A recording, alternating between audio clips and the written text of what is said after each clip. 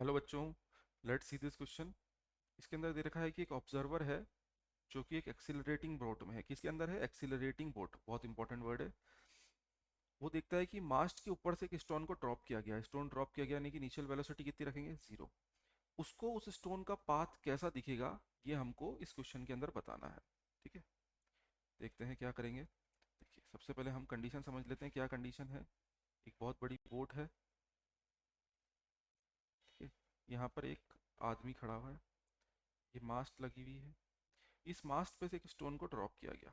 अच्छा, ये जो बोट है ये क्या है? एक्सिलरेटेड है, यानी कि इसका कुछ एक्सिलरेशन ए है। तो बताना है कि इसको, इस मैन को, अब ये मैन की जो स्पीड होगी वही बोट की स्पीड होगी। तो हम लिख सकते हैं V of man equals to V of B. इसको ये स्टोन कैसा दिखेगा? सबसे पहले हम बात करते हैं velocity of stone. Velocity of stone के अंदर दो कंपोनेंट आएंगे। क्या क्या?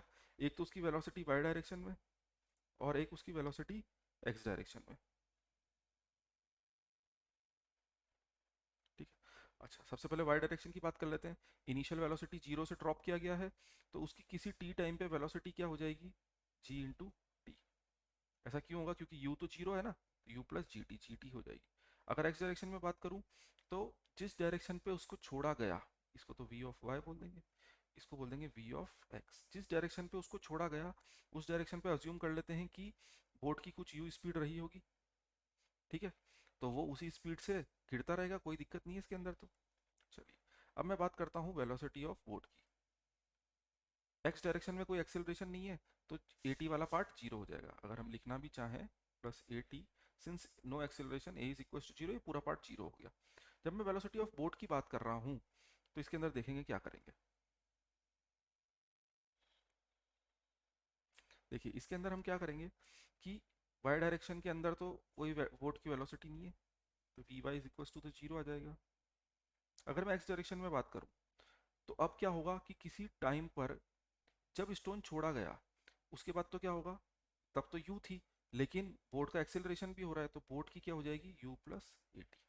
यहाँ तक आपको समझ में आ गई? ये ए टी क्यों हुई? क्योंकि बोट एक्सेलरेटेड है पर स्टोन एक्सेलरेटेड नहीं है। कभी भी जब स्टोन को ड्रॉप किया जाता है तो उसके अंदर वेलोसिटी ट्रांसफर होती है, एक्सेलरेशन ट्रांसफर नहीं होता। अब इनने कहा है कि बताइए कि उस आदमी को वो स्टोन कैसा दिखेगा। तो यानी कि velocity of stone with respect to man which can also be written as velocity of stone with respect to boat. क्योंकि आदमी कहाँ खड़ा है? बोट के ऊपर ही खड़ा है। अगर हमको इसको कैलकुलेट करना है तो हम लिखेंगे velocity of stone with respect to boat is equals to velocity of stone minus velocity of boat. यही लिखेंगे। वेलोसिटी ऑफ स्टोन क्या है? मैं लिख दूंगा you I cap plus G T J cap. ठीक है, and minus velocity of boat क्या है? तो वेलोसिटी ऑफ बोट के लिए लिखूंगा you plus a T I cap and zero J cap. ठीक है, तो उसको लिखने की जरूरत ही नहीं है क्योंकि वाई डायरेक्शन में उसकी कोई भी वेलोसिटी नहीं है।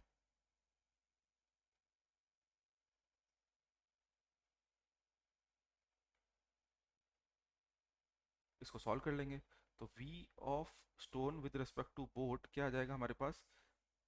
सबसे पहले आई कंपोनेंट लिख देते हैं, you minus A T I cap and plus G T J cap. इसको सॉल्व करोगे अगर आप, तो ये बनेगा, ये u से u तो कैंसिल, ये हो गया minus A T I cap plus G T J cap. और हम देख सकते हैं कि इसकी x की स्पीड और y दोनों ही जो है किस पे डिपेंड कर रहे हैं? टाइम पे डिपेंड कर रहे हैं। तो ये एक हमारे पास क्या बन के आ जाएगा? पैराबोला बन के आ जाएगा।